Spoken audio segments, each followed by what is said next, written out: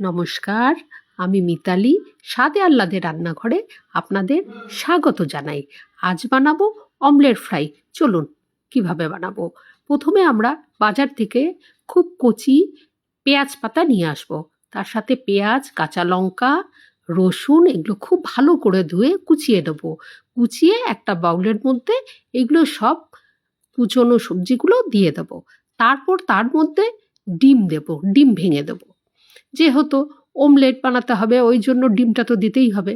তার মধ্যে নুন আর স্বাদ মতন গোলমরিচ, আপনি যেমন ঝাল খেতে পছন্দ করেন সেইভাবে সেই আন্দাজে আপনি গোলমরিচ দেবেন। তারপর এটাকে খুব ভালো করে 2-3 মিনিট ফেটিয়ে নেব। তারপরে একটা গরম ফ্রাই প্যানের মধ্যে একটু তেল ব্রাশ করে ওই ডিমের ঘোলটা ওইটার মধ্যে দিয়ে ছড়িয়ে দেবো। তারপরে তার উপরে চিজ একটু ঘষে চিজগুলো ছড়িয়ে দিলাম চারদিক দিয়ে।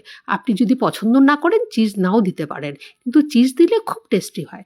তারপরে সেটাকে ভাজ করে নেব, পাটিসাপটার মতন ওটা ভাজ করে নেব।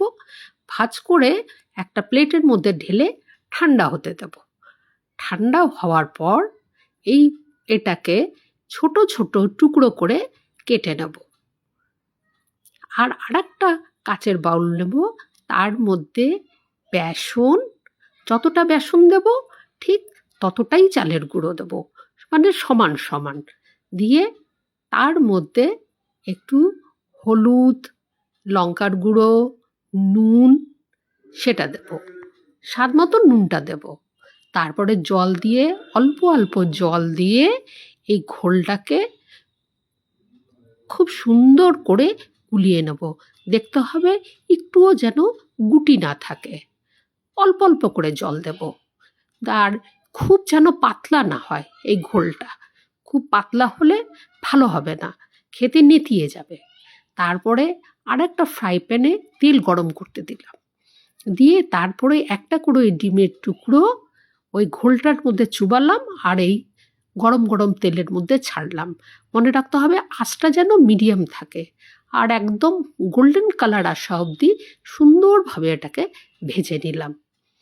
দেখুন কালারটা কি সুন্দর আসছে, আর মুচমুচে হবে, দারুণ মুচমুচে হবে আর খুব স্বাদ হবে। সবসময় বাজারের জিনিস খেতে ভালো লাগে না, তাই মাঝে মাঝে বাড়িতেও বানাতে ইচ্ছে করে। আর বাড়ির জিনিস বানানোর টেস্টই আলাদা। তারপরে আমি সেটাকে টমেটো আর পেঁয়াজ দিয়ে